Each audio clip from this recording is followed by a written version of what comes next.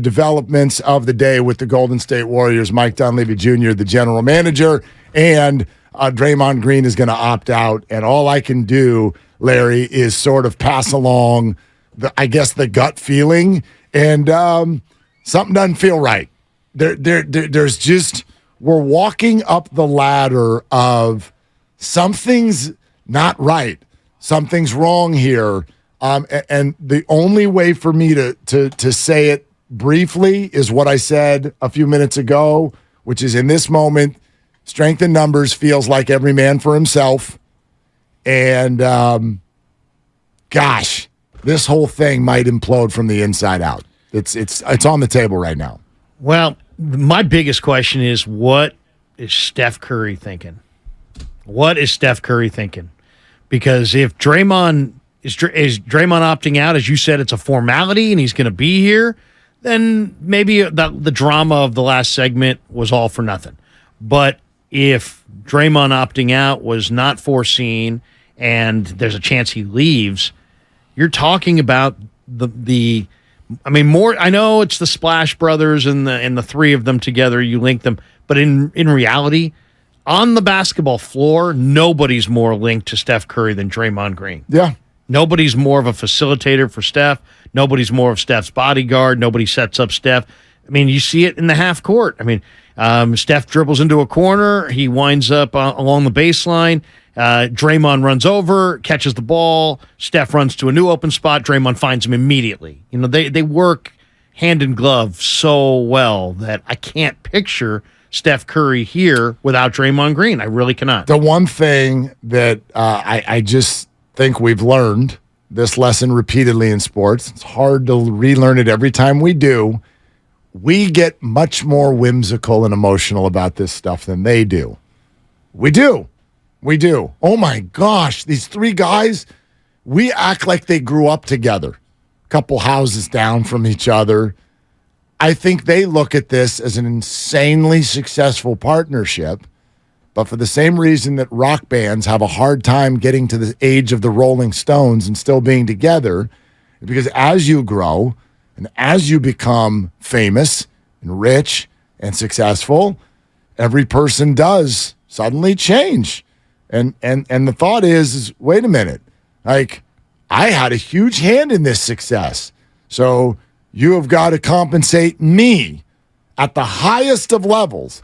And when everybody in the room all feels that way at once, at a certain point, it becomes too expensive.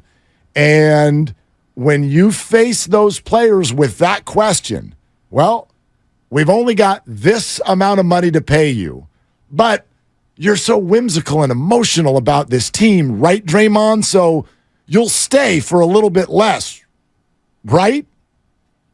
Probably not. Well, and history says no. Less. I mean, or a lot less. We could be talking about. I mean, think about it this way: what if we're talking about the difference in $30 million? It's a lot of money. Would you hang with your buddy and look away from a $30 million thing for your family? Draymond. At the end of the day, Draymond's team is his wife and his kids.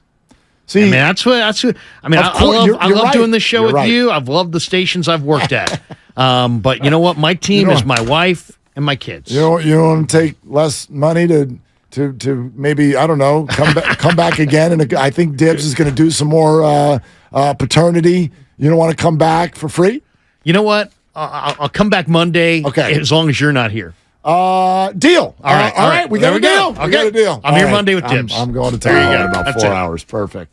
Well, that negotiation worked out. It all worked out. No, you're absolutely right. You're of course 100% right, which is that there is a limit. Now, I've always said this, and maybe I'm just being too naive, but I've never walked in the shoes of someone who is working out $100 million plus deals over a short or a long term period.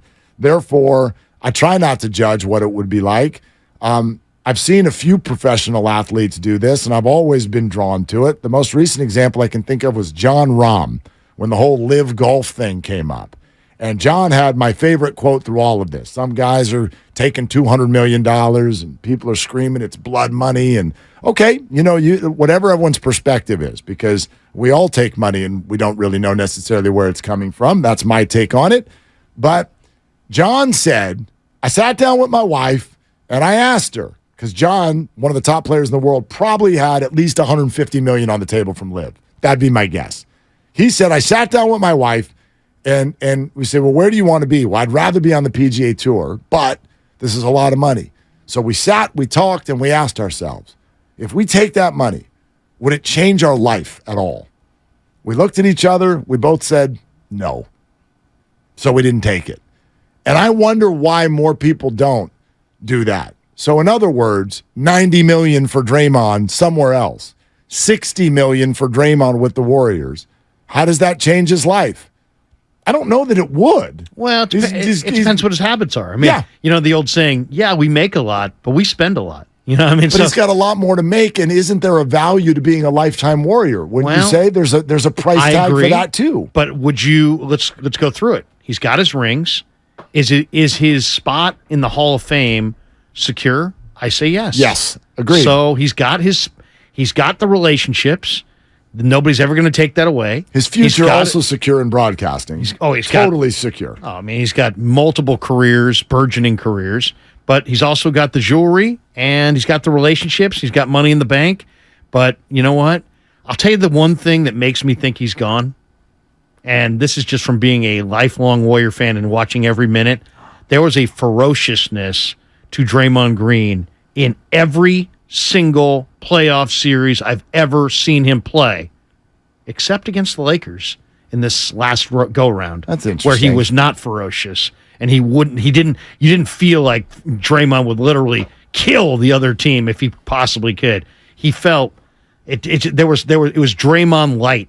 He did not bring that same ferocious intent, almost as if mentally he's like, I'm not gonna ferociously compete against these guys that are going to be my teammates here in 4 months. I know a lot of people felt that way. A lot of people didn't sense it. I sense that. Well, I certainly don't think Draymond decided to not play hard because he likes LeBron that much. I don't think that's in his DNA. Not play hard. Okay, but get to that.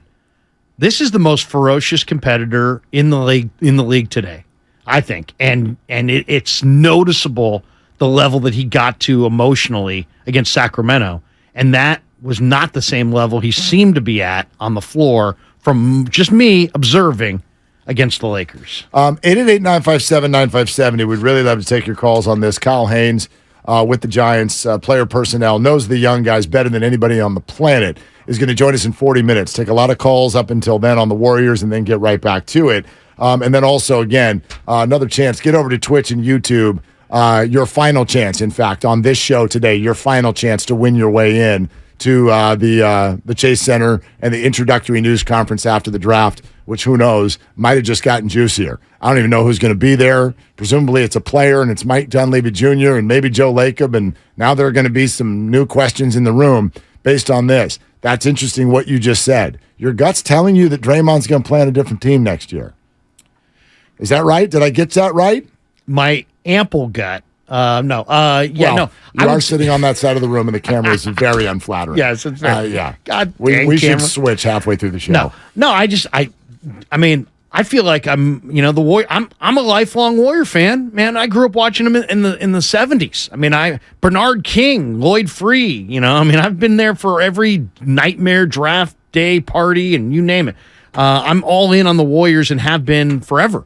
And I watched the thing really, really close. And to me, there was something different about Green against the Lakers than Green in every other playoff series. And it just seemed like either it was his relationship with LeBron or his mindset or whatever, but he was way more ferocious against Sacramento than he was against LA. I didn't see that. Number one, not through my eyes, but two, gosh, what you're saying right now, and you don't necessarily even mean it this way. This is literally one of the most offensive things you could say about a basketball player ever, in that the potential is He's played hard his whole life, and he stopped when he played his friend. I didn't say he stopped playing hard. Well, I'm saying that he got to a level. He found to a lesser level. He found a lesser level because he was buddies with the opponent. I can't think of anything worse. He seemed less. The word is ferocious. I mean, he's an unbelievable competitor who walks that line of just insane to crossing the line. He was that way in every playoff series I can ever remember him, including Sacramento, and I didn't see that against the Lakers. I mean, there were games every time Anthony Davis didn't play well, and you know the Davis cadence. Good game and a bad game. Right. Good game and a bad game. When he didn't play well, it was often because of the defense that Draymond played, or at least in part, and he got a lot of credit for that. I don't know that anybody else on the Warriors was slowing down Anthony Davis even a little bit. Kevon Looney played a whole lot less in that series because of the matchups. He was instrumental against Sacramento. He was a way lesser factor in the Lakers series. I did not see Draymond as being, I don't know, something different. I think what happened is the Warriors got outplayed. And so when you get outplayed, your players look worse. Klay Thompson looked worse in the Lakers series. It's for a much more obvious reason with metrics attached to it. He shot poorly. But I thought almost all of the guys looked worse against the Lakers than they did against the Kings. Okay. I'm just saying, it's my observation. I could be wrong, but that's how I feel. I really feel like I thought I could have swore he helped somebody else off the floor in that Lakers series. Look at the way that he defended Sabonis. Look at Sabonis's face as that series went on with all the damage that he did, and he just competed like crazy, like he always does against LeBron. I just felt like, if you put Draymond's competitive fire at a 10 at all times, and he stays right there at a 10. I thought it was more like a 7 against the Lakers. We're sponsored by Lucky California. I will say this. Draymond works based, you hear him talk about it a lot, based on his respect level for the opponent. And he will call out the players that he openly is like, I lost respect for this player. Remember, I lost respect for Domantas Sabonis in that series. Maybe that is the problem. He's not going to lose respect for LeBron. He's not going to lose respect for Anthony Davis. But then again, I've seen that in the past. He has a high level of respect for Nikola Jokic and verbalized that last year after their series, which was a victory in 5 games over the Denver Nuggets. So if you said that Draymond was going to be a member of the Sacramento Kings, you'd be like, man, he's going to have to probably sit down with Mike Brown and Sabonis and maybe have some pretty good conversations after the way that series was fought. When you think about him joining the Lakers, you don't think like, oh, man, he's going to have to really sit down with LeBron. No, you don't. No. It conceptually fits. Yeah, it has all year. We've heard that rumor for months, even though I think we largely just kind of made it up because it sounds like something that would happen, and maybe it will now. Maybe it will. But by the same token, I didn't see anything that stood out. I'm not bothered by the long embrace after Game 6 between the two.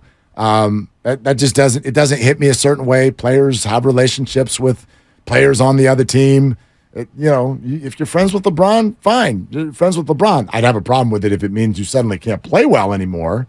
But I did not see him as one of the main reasons the Warriors did not play well against the Lakers. All right. To me, it just, when I'm watching that, I'm thinking, is he going to go play for the Lakers next year? I mean, seriously, that's what I was thinking watching that. Yeah. I mean, a lot of people did.